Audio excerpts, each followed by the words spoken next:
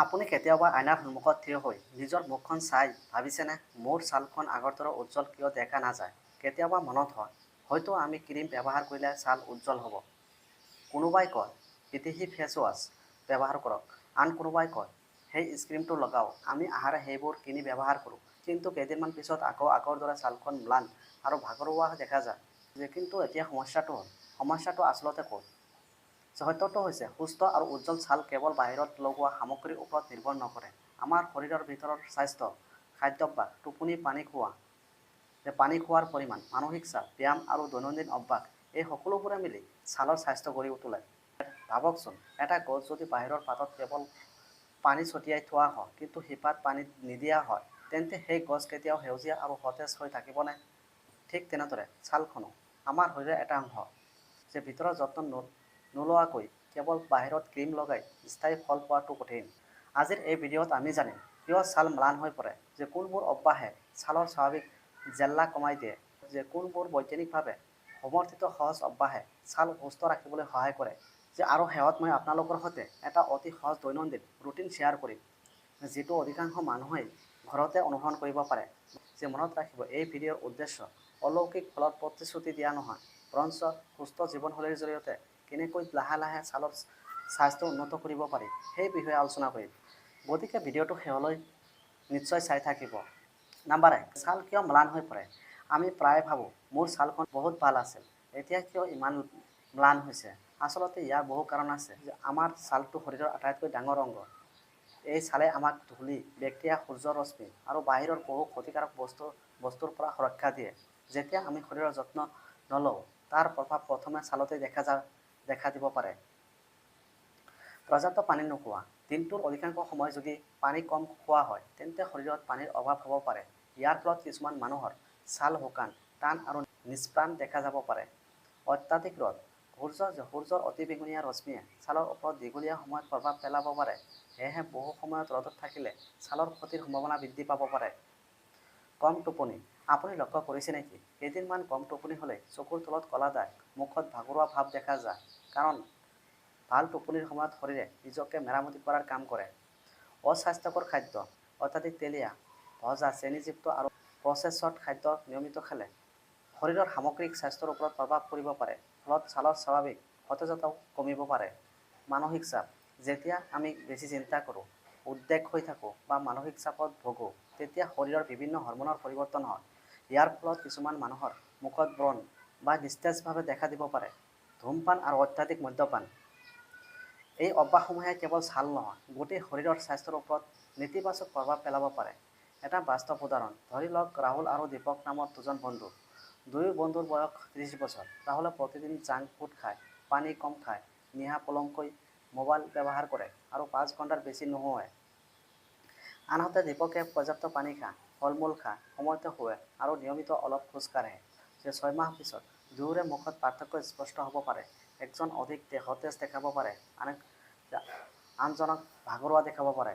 ইয়াৰ অৰ্থ এইটোৱেই নহয় যে কেৱল এটা অভ্যাসে সকলো সলনি কৰে, সৰু সৰু বহু অভ্যাস মিলি দীঘলীয়া সময়ত ডাঙৰ পাৰ্থক্য গঢ়ি তোলে।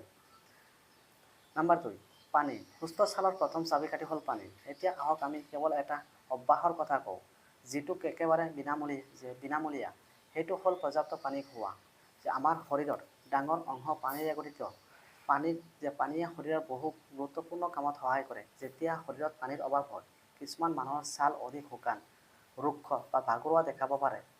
অৱশ্যে কেৱল বেছি পানী খালেই ছাল উজ্জ্বল হৈ যাব, এনে বৈজ্ঞানিক প্ৰমাণ নাই। কিন্তু শৰীৰত স্বাভাৱিক পানীৰ ভাৰসাম্য বজাই ৰখাটো সামগ্ৰিক স্বাস্থ্য আৰু ছালৰ স্বাভাৱিক কাৰ্যক্ষমতাৰ বাবে গুৰুত্বপূৰ্ণ। কিমান পানী খাব?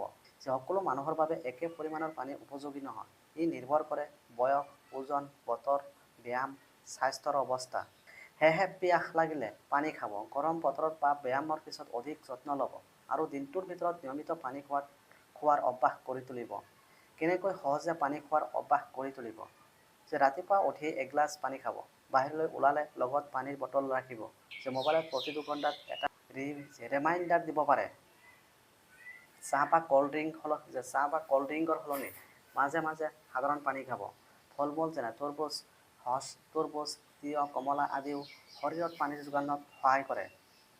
এটা সৰু প্ৰেৰণাদায়ক কথা, কোনো মানুহে এদিনতে সুস্থ জীৱনশৈলী গঢ়ি তুলিব নোৱাৰে, কিন্তু এদিনত এটা ভাল অভ্যাস আৰম্ভ কৰিব পাৰে।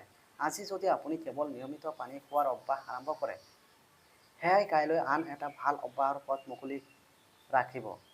মুকলি কৰিব। মনত ৰাখিব, সুন্দৰ ছালৰ আৰম্ভণি বাহিৰৰ ক্ৰীমেৰে নহয়, সুস্থ শৰীৰে। নাম্বাৰ 3, ফল-মূল আৰু শাক-পাচলিৰ শক্তি। যদি আপুনি এটা গাড়ীত নিম্নমানৰ ইন্ধন ভৰাই থাকে, তেন্তে সেই গাড়ীটো কিমান ভালদৰে চলিব? ঠিক তেনেদৰে আমাৰ শৰীৰটোৱে ভালদৰে কাম কৰিবলৈ সঠিক পুষ্টিকৰ প্ৰয়োজন হয়। ছালো তাৰ ব্যতিক্ৰম নহয়। বহুতে ভাবে ছাল উজ্জ্বল কৰিব লাগিলে কেৱল ফেচ ক্ৰীমেই যথেষ্ট, কিন্তু বাস্তৱত আমাৰ খাদ্যাভ্যাস ছালৰ স্বাস্থ্যত গুৰুত্বপূৰ্ণ ভূমিকা পালন কৰে। আপুনি প্ৰতিদিনে কি খায় তাৰ প্ৰভাৱ লাহে লাহে আপোনাৰ ছালত দেখা দিব পাৰে। সেউজীয়া ফল-মূল কিয় উপকাৰী? প্ৰকৃতত থকা বিভিন্ন ৰঙৰ ফল-মূলত বিভিন্ন ভিটামিন, খনিজ পদাৰ্থ আৰু এন্টিঅক্সিডেণ্ট থাকে। এন্টিঅক্সিডেণ্টে শৰীৰৰ কোষসমূহক অক্সিডেটিভ চাপৰ পৰা সুৰক্ষা দিয়াত সহায় কৰিব পাৰে। কমলা আৰু নেমু। কমলা, নেমু আদি ফলত ভিটামিন চি থাকে। ভিটামিন চিয়ে শৰীৰত কলাজেন তৈয়াৰ কৰাত ভূমিকা পালন কৰে। কলাজেন হৈছে ছালৰ গঠন বজাই ৰখাত সহায় কৰা এটা প্ৰ'টিন। অমিতা। পকা অমিতাত ভিটামিন এ আৰু চি আৰু আহ থাকে। ই স্বাস্থ্যকৰ খাদ্যাভ্যাসৰ অংশ হিচাপে অন্তৰ্ভুক্ত কৰিব পাৰে। গাজৰ। গাজৰত বিটা কেৰটিন থাকে, যিটোৱে শৰীৰত ভিটামিন এ লৈ ৰূপান্তৰিত হয়।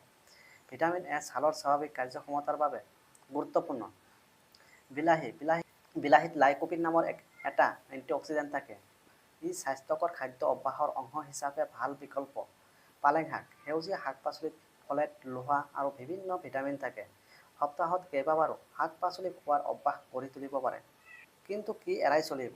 অত্যাধিক চেনিযুক্ত পানীয়, অত্যাধিক ভজা খাদ্য, বাৰে বাৰে ফাষ্ট ফুড খোৱা, অত্যাধিক প্ৰচেছড স্নেক্স। এইবোৰ মাজে মাজে খোৱাৰ সমস্যা নহ'ব পাৰে, কিন্তু প্ৰতিদিনৰ অভ্যাস হ'লে সামগ্ৰিক স্বাস্থ্যৰ ওপৰত প্ৰভাৱ পৰিব পাৰে। এটা সৰু কাহিনী। মিতা এগৰাকী চাকৰিয়াল মহিলা, যে আগতে তেওঁ পুৱাৰ আহাৰ নাখাই কেৱল চাহ খাই অফিচলৈ গৈছিল।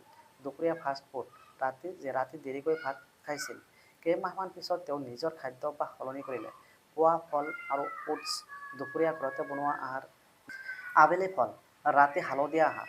2-3 মাহ পিছত তেওঁ নিজেই অনুভৱ কৰিলে যে তেওঁ অধিক সতেজ অনুভৱ কৰিছে। যদিও সকলোৰে ফল একে নহয়, স্বাস্থ্যকৰ খাদ্যাভ্যাস গঢ়ি তোলাটো শৰীৰৰ বাবে লাভজনক। নাম্বাৰ 4, পৰ্যাপ্ত টোপনি। ছালৰ নীৰৱ বন্ধু হৈছে টোপনি। ৰাতিৰ শান্ত পৰিৱেশ। মানুহে মোবাইল বন্ধ কৰি শুবলৈ গৈছে। এটা প্ৰশ্ন, আপুনি প্ৰতিদিনে কিমান ঘণ্টা শুৱে?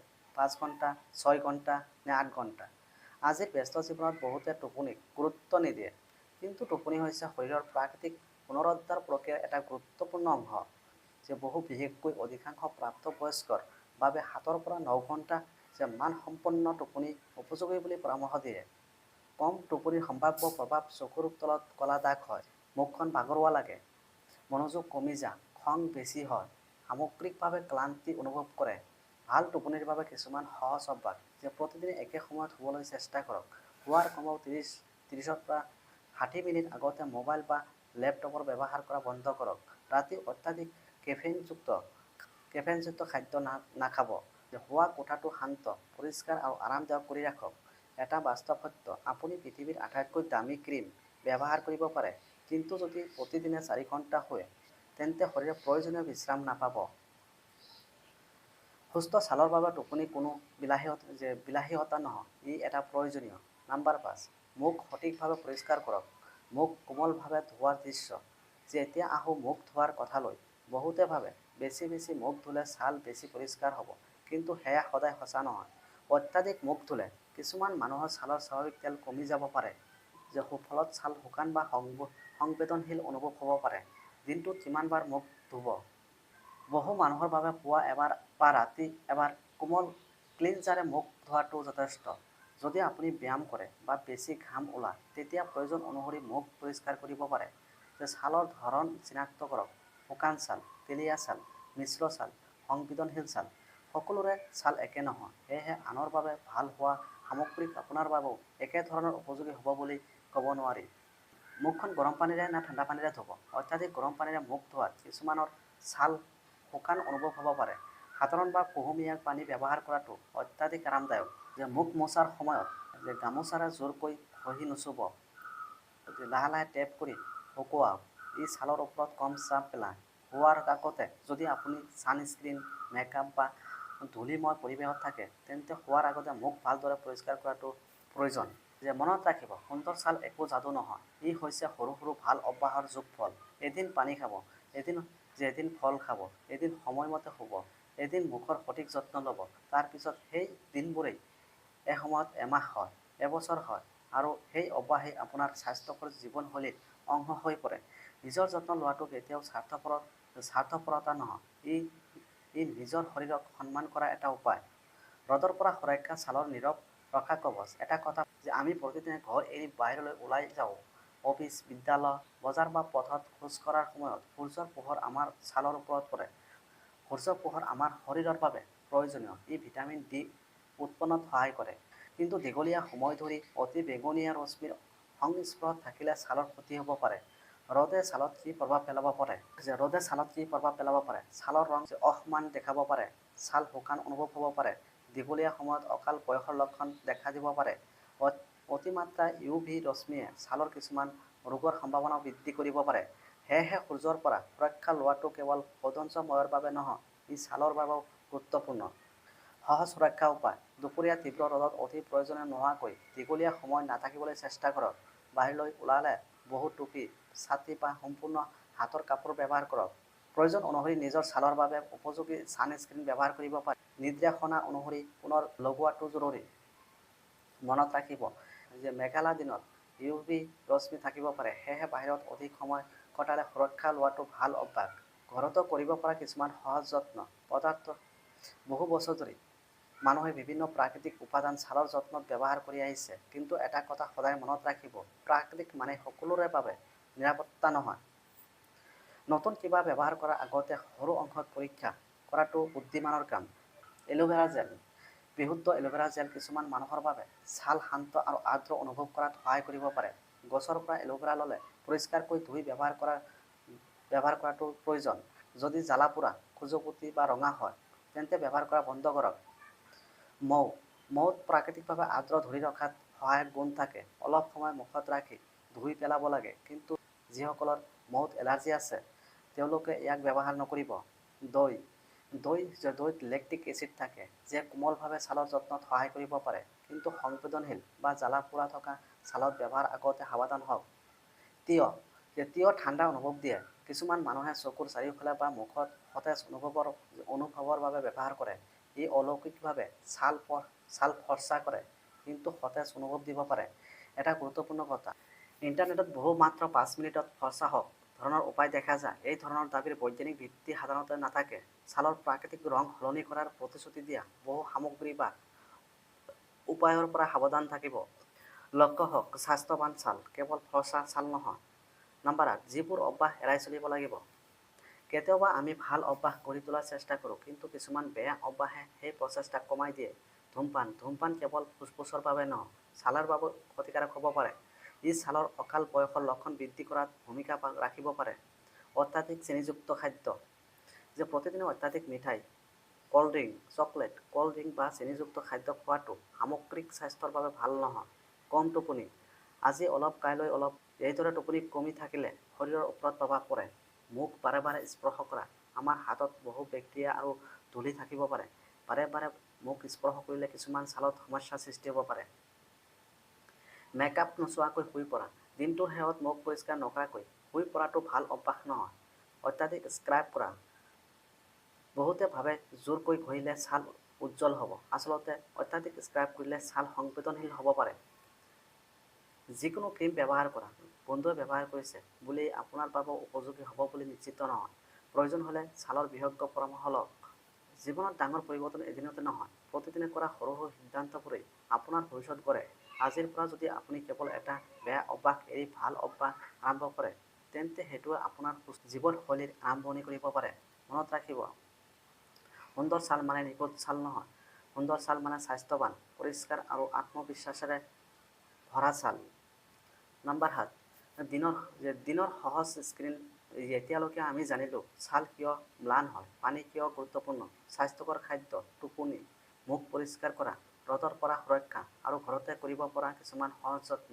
এতিয়া আহক এই সকলো কথা একেলগে এটা সহজ 7 দিনৰ ৰুটিনত সজাওঁ। মনত ৰাখিব, এই ৰুটিনে এদিনত অলৌকিক পৰিৱৰ্তন প্ৰতিশ্ৰুতি নিদিয়ে, কিন্তু নিয়মিত অনুসৰণ কৰিলে স্বাস্থ্যকৰ জীৱনশৈলী গঢ়ি তোলাত সহায় কৰিব পাৰে। প্ৰথম দিন আৰম্ভণিৰ দিন। আজিৰ লক্ষ্য একেবাৰে সহজ যে ৰাতিপুৱা উঠি এগিলাচ পানী খাব, মুখখন কোমল ক্লিনজাৰেৰে ধুব, জলপানত এটা ফল অন্তৰ্ভুক্ত কৰিব, বাহিৰলৈ ওলালে ৰ'দৰ পৰা সুৰক্ষা ল'ব, ৰাতি সময়তে শুবলৈ চেষ্টা কৰিব। আজি কেৱল আৰম্ভ কৰক। দ্বিতীয় দিন, পানীৰ ওপৰত গুৰুত্ব। লগত এটা পানী বটল ৰাখক। দিনটোৰ ভিতৰত নিয়মিত পানী খাওক। চেনিযুক্ত পানীৰ সলনি সাধাৰণ পানী বা নেমু পানী বাছি ল'ব পাৰে। তৃতীয় দিন, স্বাস্থ্যকৰ খাদ্য। আজিৰ লক্ষ্য হৈছে ৰঙীন থালি, শাক-পাচলি, ফল-মূল, ডাল আৰু পুষ্টিকৰ খাদ্য খাওক। মনত ৰাখিব, প্ৰতিটো স্বাস্থ্যকৰ আহাৰে আপোনাৰ শৰীৰৰ ভিতৰৰ পৰা সহায় কৰে। চতুৰ্থ দিন, টোপনিৰ দিন। আজিৰ পৰা চেষ্টা কৰক একে সময়তে শুবলৈ। শুৱাৰ 1 ঘণ্টা আগতে মোবাইল ব্যৱহাৰ কৰা বন্ধ কৰক। নিজৰ শৰীৰক বিশ্ৰাম দিয়ক। পঞ্চম দিন, ছালৰ যত্ন। মুখ জোৰকৈ নুঘঁহিব। ছালৰ ধৰণ অনুসৰি সামগ্ৰী ব্যৱহাৰ কৰক। নতুন সামগ্ৰী ব্যৱহাৰ কৰিলে আগতে পেট টেষ্ট কৰক। ষষ্ঠ দিন, মানসিক স্বাস্থ্য। ছালৰ স্বাস্থ্য কেৱল স্কিনৰ ওপৰত নিৰ্ভৰ নকৰে, মানসিক শান্তিও গুৰুত্বপূৰ্ণ। 10 মিনিট খোজ কাঢ়ক, ধ্যান কৰক, গভীৰকৈ শ্বাস লওক, পৰিয়ালৰ সৈতে সময় কটাওক, হাঁহিবলৈ নাপাহৰিব। সপ্তম দিন, মূল্যায়ন। আজি আইনাৰ আগত থিয় হওক, নিজকে এটা প্ৰশ্ন সোধক যে মই এই সপ্তাহটোত নিজৰ যত্ন ল'বলৈ চেষ্টা কৰিছোনে? হয়তো ছালৰ ডাঙৰ পৰিৱৰ্তন এতিয়াও দেখা নাযাব, কিন্তু এটা ডাঙৰ পৰিৱৰ্তন ইতিমধ্যে আৰম্ভ হৈছে। আপোনাৰ অভ্যাস সলনি হৈছে। আপোনাৰ সেয়া হৈছে সফলতাৰ প্ৰথম খোজ। সুন্দৰ ছালৰ আচল ৰহস্য। বহু কোম্পানীয়ে আপোনাক বিশ্বাস কৰাব বিচাৰে যে সুন্দৰ ছাল কেৱল দামী সামগ্ৰীৰ বাবেহে। কিন্তু বাস্তৱত সুস্থ খাদ্য, পৰ্যাপ্ত পানী, ভাল টোপনি, নিয়মিত ব্যায়াম, মানসিক শান্তি আৰু দৈনন্দিন যত্ন, এই সকলোবোৰে একেলগে স্বাস্থ্যৱান ছাল গঢ়ি তোলাত সহায় কৰে। মনত ৰাখিব, উজ্জ্বল ছাল মানে ফৰ্চা ছাল নহয়। প্ৰতিজন মানুহৰ ছালৰ প্ৰাকৃতিক ৰং বেলেগ। সেই ৰং সলনি কৰাটো লক্ষ্য নহয়। লক্ষ্য হৈছে সুস্থ, পৰিষ্কাৰ, আৰ্দ্ৰ আৰু আত্মবিশ্বাসেৰে ভৰা ছাল। কেতিয়াবা চিকিৎসকৰ পৰামৰ্শ ল'ব। যদি আপোনাৰ দীঘলীয়া সময় ধৰি তীব্ৰ ব্ৰণ থাকে, হঠাতে ছালত অস্বাভাৱিক পৰিৱৰ্তন দেখা দিয়ে, অত্যাধিক খজুৱতি, জ্বালা-পোৰা বা এলাৰ্জি হয়, কোনো দাগ বা ঘাঁ সহজে নুশুকে, তেন্তে নিজে চিকিৎসা নকৰি চামৰা বিশেষজ্ঞৰ পৰামৰ্শ লোৱাটো জৰুৰী। জীৱনত বহু মানুহে নিজৰ সকলো কামৰ বাবে সময় উলিয়ায়, কিন্তু নিজৰ স্বাস্থ্যৰ বাবে সময় উলিয়াবলৈ পাহৰি যায়। মনত ৰাখিব, আপুনি নিজৰ শৰীৰৰ একমাত্ৰ স্থায়ী ঘৰ। এই ঘৰটোৰ যত্ন লোৱাটো আপোনাৰ দায়িত্ব। আজিৰ পৰা নিজকে প্ৰতিশ্ৰুতি দিয়ক, মই পৰ্যাপ্ত পানী খাম, মই স্বাস্থ্যকৰ খাদ্য খাম, মই সময়তে শুম, মই নিজৰ ছালৰ যত্ন ল'ম, মই নিজৰ শৰীৰক সন্মান কৰিম। এদিনতে ডাঙৰ ফল নালাগে, প্ৰতিদিনে সৰু সৰু উন্নতি কৰক। এবছৰৰ পিছত আপুনি আজিৰ নিজৰ লগত তুলনা কৰিলে পাৰ্থক্য নিশ্চয় অনুভৱ কৰিব। সফলতা মানে নিখুঁত হোৱা নহয়, সফলতা মানে প্ৰতিদিনে অলপ অলপকৈ উন্নত হোৱা। আপুনি সেইটোৱে নিশ্চয় কৰিব পাৰিব। আমি আপোনাৰ ওপৰত বিশ্বাস ৰাখিছোঁ। যদি আজিৰ ভিডিঅ'টো আপোনাৰ উপকাৰত আহিল, তেন্তে লাইক কৰক। এনে স্বাস্থ্য সম্পৰ্কীয় বৈজ্ঞানিক তথ্যভিত্তিক আৰু সহজ ভাষাৰ ভিডিঅ' নিয়মিত চাবলৈ চেনেলটো ছাবস্ক্ৰাইব কৰক আৰু বেল আইকনটো টিপি ৰাখক। ভিডিঅ'টো আপোনাৰ বন্ধু, পৰিয়াল আৰু আপোনজনৰ সৈতে শ্বেয়াৰ কৰক, যাতে তেওঁলোকেও তথ্যসমূহৰ লাভ ল'ব পাৰে। আপোনাৰ মতামত বা প্ৰশ্ন থাকিলে কমেণ্টত নিশ্চয় লিখিব। আমি আপোনাৰ মন্তব্য পঢ়োঁ আৰু সম্ভৱ হ'লে উত্তৰ দিবলৈ চেষ্টা কৰোঁ। ধন্যবাদ। সুস্থ থাকক, সুৰক্ষিত থাকক আৰু নিজৰ যত্ন ল'বলৈ কেতিয়াও নাপাহৰিব। আকৌ লগ পাম পৰৱৰ্তী ভিডিঅ'ত।